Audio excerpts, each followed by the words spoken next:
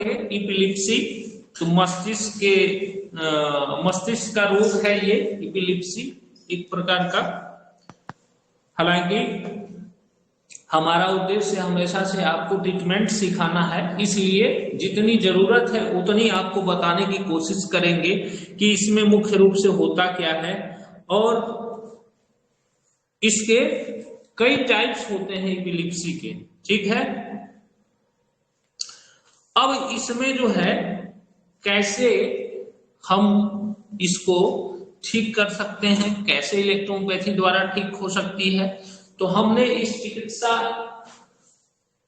विज्ञान में जो सिलेक्शन ऑफ रेमेडी है, पहला सिम्टोमेटिक, दूसरा organic and third is the principal remedy, कि कारण क्या है बीमारी का, इस बीमारी को कैसे ठीक कर सकते हैं, इसका कारण क्या हो सकता है। तो फर्स्ट सिम्टम्स क्या आता है रोगी को, इसे हम देखेंगे।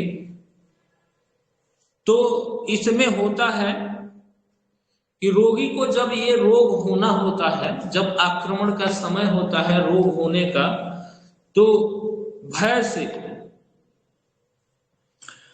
जो है चीख मारकर जमीन पर गिरकर तड़पने लगता है। ठीक है, यानी कि इसके मुंह से आवाज भी आ सकती है, और उसमें अचेतना या अर्ध चेतना आती है। सिम्टम्स में लिख लीजिए कि जमीन पे गिर गिर के तड़पना। ठीक, आप लोग बहुत सारे रोगियों को देखे होंगे, जब दौरे आते हैं तो इसी तरीके से आते हैं, यानी कि अचेतना या अर्ध चेतना होती है इसमें। और रोगी जो है अचेतना, अर्ध चेतना का मतलब क्या होता है कि बेहोश हो जाना। अचेतना मतलब बेहोशी हो जाना, अर्ध अचेतना का मतलब, अर्ध चेतना का मतलब कि आधा होश में रहे आधा बेहोश में रहे। तो रोगी पे सिम्टम्स क्या होता है कि मुख्य रूप से कि रोगी जो है अचेतना, अर्ध चेतना। ठीक, क्योंकि हम लोग पूर्वांचल के लोग हैं, इसलिए हिंदी अंग्रेजी दोनों मिक्स करके पढ़ाना पड़ता है, ताकि, और रोगी भी आते हैं तो उसी तरह से, तो हम लोग उसी हिसाब से पढ़ाते भी हैं, ताकि हिंदी अंग्रेजी दोनों का मिश्रण रहे, अच्छे से समझ में आए। तो इसमें जो है मुख्य रूप से, यानी कि उसके बाद इसको अनजाने में भी जो है मलमूत्र त्याग हो जाना। ठीक, चेहरा जो है डरावना होना,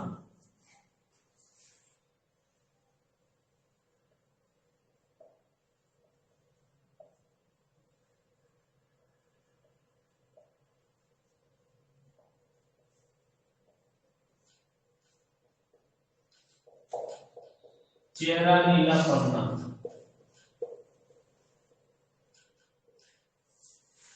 ठीक,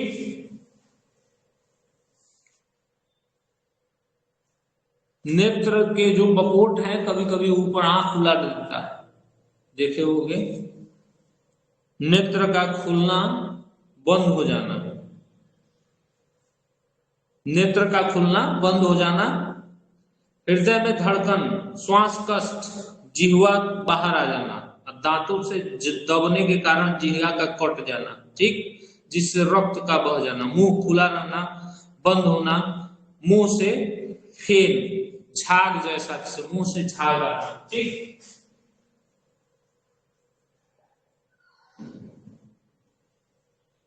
झाग आना, ठीक, घबराहट,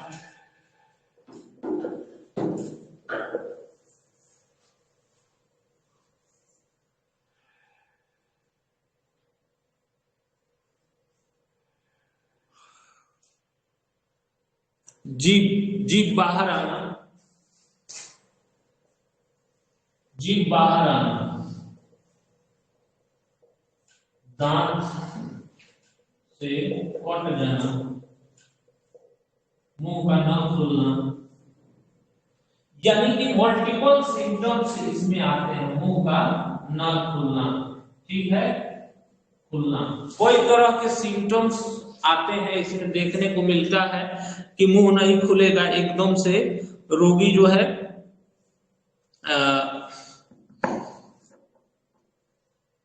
एकदम से दांत बैठ जाएगा, या बैठते समय दांत अगर जीभ बाहर आ गया तो कट गया जीभ है उसका, फिर ब्लड आने लगता है या मुंह से झाग आने लगता है, ऐसा सिम्टम्स होता है। तो इस तरीके से ये सीजर जो है इसी तरीके से इसका आता है एपिलेप्सी का, जो हमें देखने को मिलता है कि दैट्स द सीजर, ये सीजर जो है हमें देखने को मिलता है, इस तरह से आता है। और आक्रमण की अवधि 3 मिनट से आधे घंटे तक की होती है, यानी कि 3 मिनट से लेके आधे घंटे तक ये होता है, फिर खत्म हो जाता है। और आक्रमण खत्म होने के बाद रोगी होश में आ जाता है, समझ गए, होश में आ जाएगा, किंतु प्रगाढ़ निद्रा भी आ सकती है। कुछ देर के लिए कुछ समझ नहीं पाता कि क्या हुआ है, जैसे आत्मबोध जो है लोप हो जाता है, कुछ सेकंड के लिए, कुछ मिनट के लिए आत्मबोध उसका लोप हो जाता है। पूर्ण चेतना में जब आएगा तो बदन पूरा, चूंकि बदन में अकड़न भी होती है, पूरी ऐंठन हो जाती है, तो बदन में दर्द हो सकता है।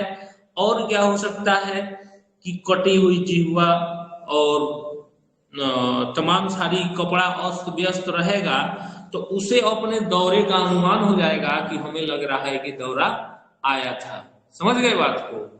तो रोगी में इसी तरह से सिम्टम्स आते हैं कि रोगी जो है शुरुआत में आक्रमण के समय उसे आभास तो हो ही जाता है, ठीक, लेकिन आभास होने के बाद फिर जब बेहोशी की अवस्था में जाता है तो कुछ पता होता नहीं चलता है कि क्या हुआ है क्या नहीं हुआ है। फिर जब वो चेतना में आता है तो 1-8 मिनट के लिए उसे कुछ समझ नहीं आता है कि क्या हुआ है, ठीक, कोई पहचान किसी को नहीं पता, लेकिन जब चेतना उसकी वापस आती है, जब कपड़ा उपड़ा देखता है अपना, तब फिर आभास होता है कि लग रहा है मुझे ऐसा हुआ था। आ रहा है समझ में? तो ये सिम्टम्स होते हैं इस एपिलेप्सी के, देखने को मिलते हैं। हाँ, कुछ समय पूर्व रोगी अगर वाच करे तो जैसे जब शुरुआत होती है, पूर्वानुमान इसको होता है, तो जब होने लगता है तो लगातार दौरों के रूप में होता है, किसी को हफ्ते में एक बार, महीने में 15 दिन पे, 6 महीने पे हो जाता है, 3 महीने पे हो जाता है, साल साल में लोगों को आता है ऐसा। तो इस तरीके से होता है। शुरुआती दौर में जो है, शुरू में चिड़चिड़ापन रहेगा, भूख वगैरह नहीं लगेगा इसको, जिद्दीपन, चिड़चिड़ापन, चक्कर, ये शुरुआती संकेत होता है रोग होने के पीछे। समझ गए बात को?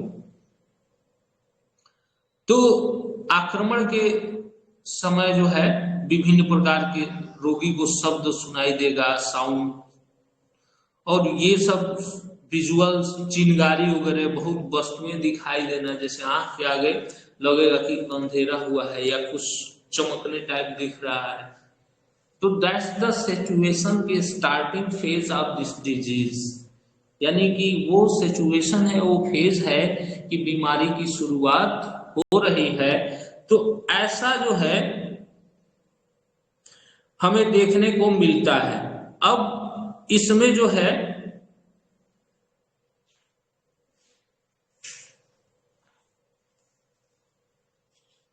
अब आते हैं कि इसमें मुख्य रूप से आर्गन क्या इन्वॉल्व होता है, ठीक है, कौन सा अंग इन्वॉल्व होता है, किसका हम इलाज करेंगे, ये तो हम जान गए कि लक्षण, और बहुत सारे लक्षण है, लेकिन चूंकि आपको ट्रीटमेंट बताना है, मेथड ऑफ ट्रीटमेंट, तो आप अगर हमारा यूट्यूब चैनल आप देख रहे हैं तो जरूर आप हमारे क्लासेस में जुड़िए और हमसे इलेक्ट्रो होम्योपैथी सीखिए।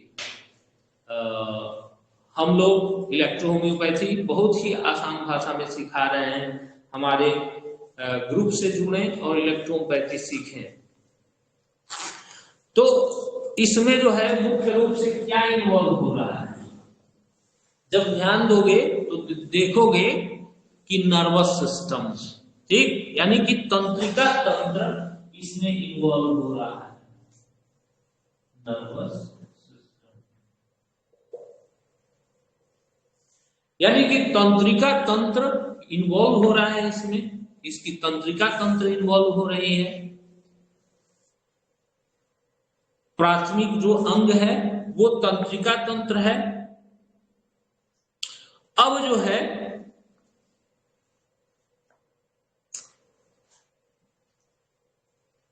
इसमें हम जो कारण देखते हैं मुख्य रूप से प्राइमरी अंग तो हो गया ये, लेकिन कारण के आधार पे भी अंग अटैच होते हैं। आ रहा है समझ में? एक तो हो गया मेन ऑर्गन, प्राथमिक अंग, जिस अंग में बीमारी के सिम्टम्स दिख रहे हैं, ठीक, लेकिन दूसरा होता है कि जिम्मेदार उसके पीछे, तो कोई अंग भी हो सकता है, कोई परिस्थिति भी हो सकती है, इंटरनल या एक्सटर्नल कोई परिस्थिति भी हो सकती है उस अंग को डिस्टर्ब होने में। आ रहा है समझ में? किसी भी रोग में जब आप जाओगे तो रोग जिस अंग पे सिम्टम दिखा रहा है तो दैट इज द ऑर्गन्स, तो हो ही रहा है, उसमें कोई दिक्कत नहीं है, लेकिन उस अंग के बीमार होने के पीछे कुछ तो रीजन है, कारण तो है, कॉज है। तो कारण में आपकी इंटरनल कारण हो सकते हैं और एक्सटर्नल कारण भी होते हैं। तो एक्सटर्नल में विभिन्न प्रकार की परिस्थितियां हैं, ऑक्यूपेशन है तो एज है तो लाइफ स्टाइल है तो मौसम का प्रभाव है, सो मेनी सिचुएशन जो है वो प्रभावित करती हैं किसी को बीमार होने में, कोई बीमार हो रहा है तो, ठीक है।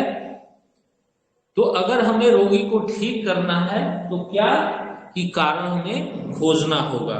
तो इसमें जो है विभिन्न प्रकार के कारण जो है हैं, ठीक।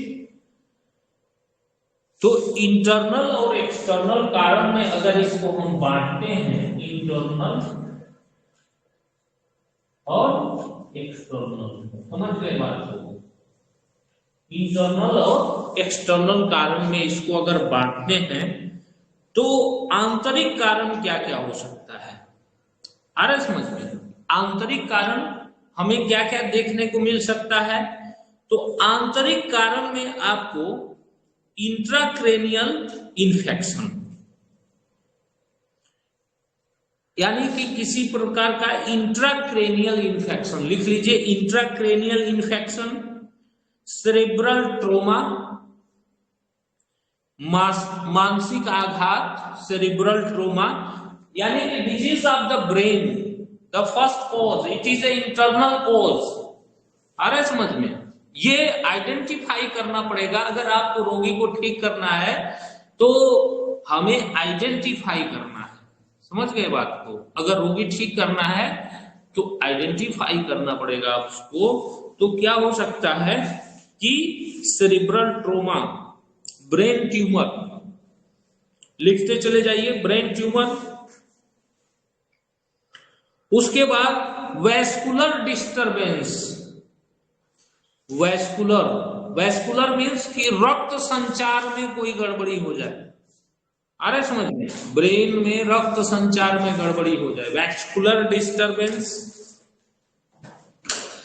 टॉक्सिकेशन, नहीं टॉक्सिकेशन अभी रुक जाइए। उसके बाद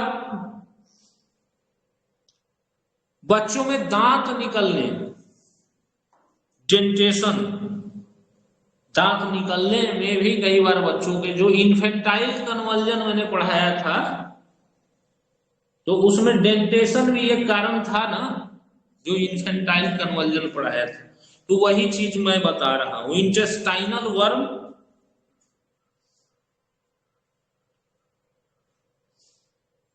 उसके बाद वयस्कों में अतिमैथुन, सेक्सुअल इंडुलजेंस, और नाक, कान, गला, आंत, लिंग में जीर्ण प्रदाह, क्रॉनिक इन्फ्लामेशन, स्त्रियों में मासिक धर्म की विकृति या जनेंद्रिय रोग,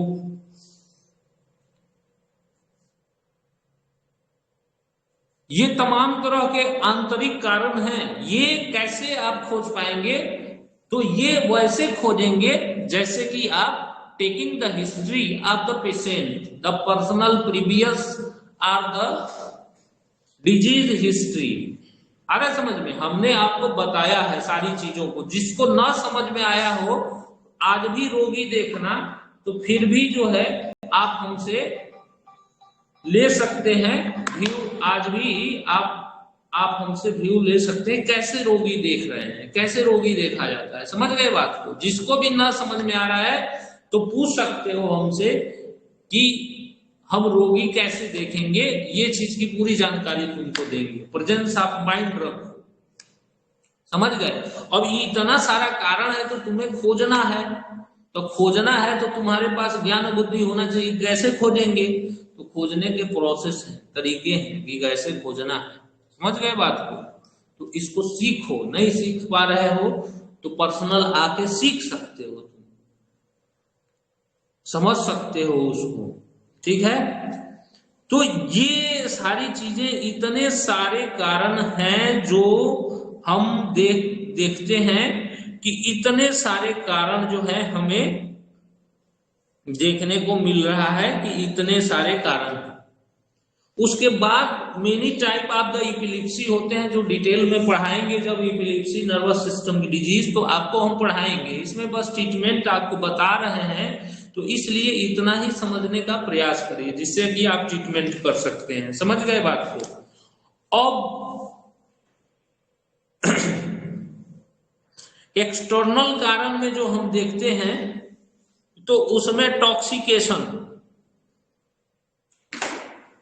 किसी प्रकार का टॉक्सिकेशन हो जाए बाहरी, मानसिक आघात हो जाए, कोई मानसिक चिंता, भय, दुख, आघात इसको पहुंच जाए। समझ गए बात को? कोई मानसिक आघात, जेनेटिकल कॉज भी होता है इसमें, एक लिख लीजिए जेनेटिकल, ठीक है?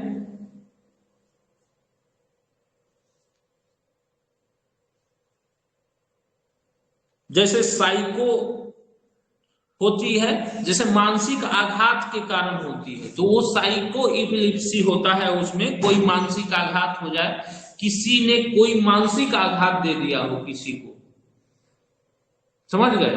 तो सो मेनी नर्वस सिस्टम की डिजीज किसी को हो जाती है जब किसी व्यक्ति को मानसिक आघात किसी चीज का मिल जाता है, तो उसको इपिलिप्सी डेवलप हो सकती है, हो सकता है, ठीक है? और भी कई टाइप्स के हैं, माइनर इपिलिप्सी, स्टेटस इपिलेप्टिकस, मेजर इपिलिप्सी, ठीक, साइकिक इपिलिप्सी, एपिलेप्टिक इपिलिप्सी।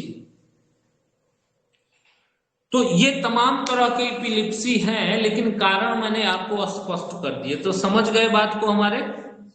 अब इसमें जो है पहला जो है नर्वस सिस्टम है, लेकिन उसके बाद भी आपको मैंने बताया कि due to the brain disease, any type the infection और द ब्रेन ट्यूमर या any type of the derangement in the brain can lead the epilepsies the symptoms, ठीक, ये हो सकता है। उसके बाद मैंने आपको वैस्कुलर बताया कि due to any obstruction of the arteries, यानी कि वैस्कुलर डिस्टरबेंस के कारण से हो सकता है। उसके बाद सो मेनी इन्फ्लामेटरी डिजीज, चाहे वो genital organs, nose, ear, intestine, in the female disease, irregular of the menstruations, syphilis, and children the dentation will be cause of the epilepsy। तो ये तमाम सारे कारण मैंने आपको बता दिए कि जिससे कि आप समझ सके। अब इसका ट्रीटमेंट आपको कैसे करना होगा, कैसे इसको ट्रीट करेंगे, ठीक। सबसे महत्वपूर्ण बात है कि आपने इतनी चीजें जान ली, और कैसे इसको ठीक कर सकते हैं, तो हमने आपको एक्सटर्नल और इंटरनल ये पार्ट ऑफ द मैनेजमेंट है symptomatic remedy, it is a part of the management. तो इसमें एक्सटर्नल और इंटरनल, जैसे रोगी आपके पास है अभी, तो कैसे मैनेजमेंट कर सकते हैं, कैसे रोगी को तुरंत राहत दे सकते हैं, तो ये पार्ट ऑफ द मैनेजमेंट है। समझ गए बात को। अब इसमें क्या कर सकते हैं एक्सटर्नल में, तो रोगी क्या है हमारे पास आया है तो बेहोश अर्ध चेतना में है या बिल्कुल चेतना भी हुई है, बेहोश होगी तो भी तो आएगा तुम्हारे पास, या तो आफ्टर द वो होने के बाद भी कुछ रोगी आते हैं कि इसको झटका रहा है, लेकिन मुख्यतः अगर इस अवस्था में आ रहा है कि बेहोश है या तुमने देखा, तो क्या करना है तुम्हें, पहले तो उसको होश में लाना पड़ेगा। ठीक, तो इसमें होती है एक्सटर्नल में डब्ल्यूई नोज में डालना है, नाक में, ठीक है, जिससे क्या होगा कि होश में आएगा तुरंत। समझ गए, डब्ल्यूई नोज। और मुख्य रूप से डब्ल्यूई जो है एक तो नाक में, फिर ललाट पे, फेस मतलब ये ललाट जो बोलते हैं, हाँ, इस पे लगाना है डब्ल्यूई को, पेंट एप्लीकेट करवा सकते हैं डब्ल्यूई।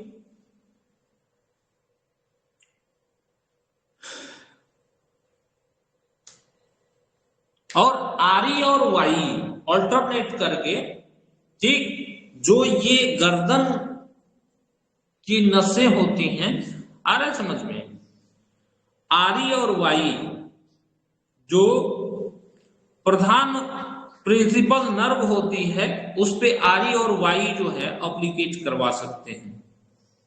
आ रहा है समझ में, आरी और वाई।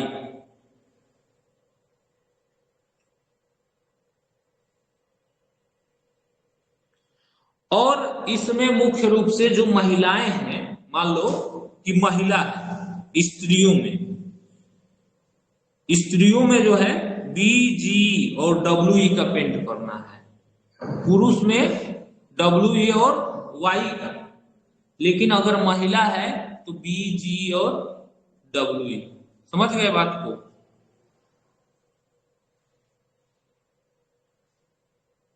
ये पार्ट ऑफ मैनेजमेंट है। और पिलाने के लिए इसमें इंटरनल रूप से इलेक्ट्रिसिटी क्या पिलाओगे, तो उसको डब्ल्यूई पिलाना है। समझ गए बात को, डब्ल्यूई पिलाना है।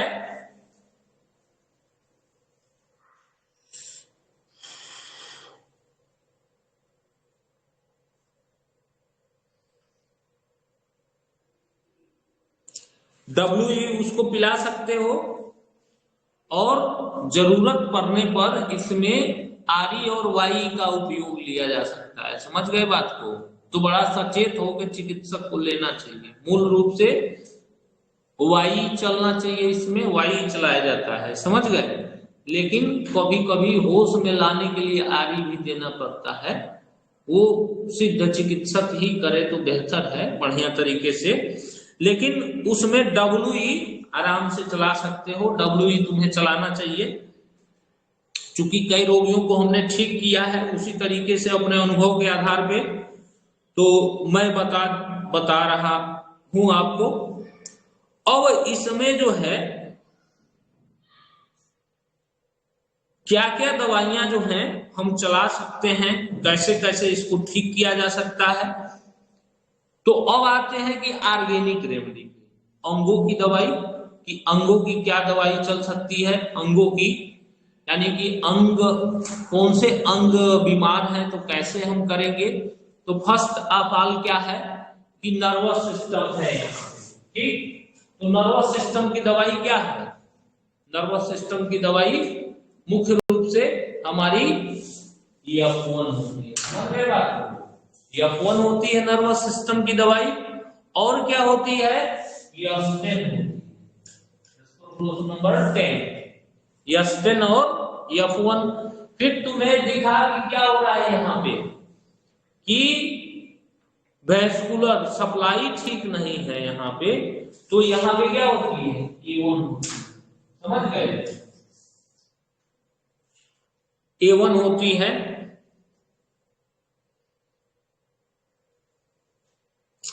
और फिर तुमने W और Y यहाँ बियाली है पिलाने के लिए, W और Y जैसे ही है, लेकिन ये F1 F10 A1 अगर मान लो वहां पे संक्रमण है, मान लो मस्तिष्क में, कोई सारे कारण मैंने तुमको लिखवाए हैं, तो मेन दवाई क्या होती है, C1 या C2 होती है। समझ गए बात को, ब्रेन की C1 या C2। और इसके साथ मान लो इन्फेक्शन है हार्मोन, आए समझ में, वहां मान लो ट्यूमर हो रहा है, गांठ बन रही है, तो फिर हमें क्या करना पड़ेगा वहां, जैसे कारण में मैंने बताया था ना कि मस्तिष्क में गांठ बनने के कारण, ब्रेन ट्यूमर होने के कारण, समझ गए, तो वहां फिर क्रॉनिक कंजेशन हो गया, तो हमें C5A2 समझ गए या C2A2 को ऐड करना पड़ेगा हमें। समझ गए बात को, तो वहां उस तरीके से चिकित्सा करनी पड़ेगी, यानी कि कारण के आधार पे तुम्हें वहां पे चिकित्सा जो है। और वैस्कुलर मान लो गड़बड़ी है तो A1 हमारी दवाई है, समझ गए। और इन्फेक्शन है तो वो मैंने बताया ही तुम्हें, फिर इन्फेंटाइल कन्वर्जन में तुम्हें दांत निकलने में बताया ही है। इंटेस्टाइनल वर्म है तो भी तुम्हारी भरवन जो है ये काम करेगी, आंत में वर्म की वजह से बच्चों में अगर हो रही है तो भी ये काम करती है और ठीक करती है।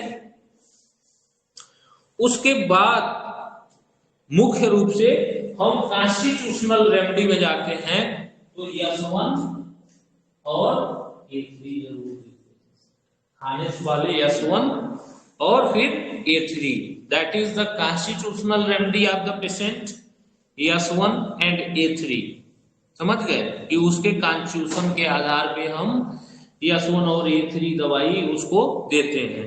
और सामान्य रूप से रोगी की जांच करते हैं, उसका डाइजेस्टिव सिस्टम, उसका सारा चीज, तो हमें S1 S10 और S लास्ट को नहीं बोलना चाहिए। खाने से पहले S1, खाने के बाद S10, रात में सोते समय S लास्ट, ठीक है।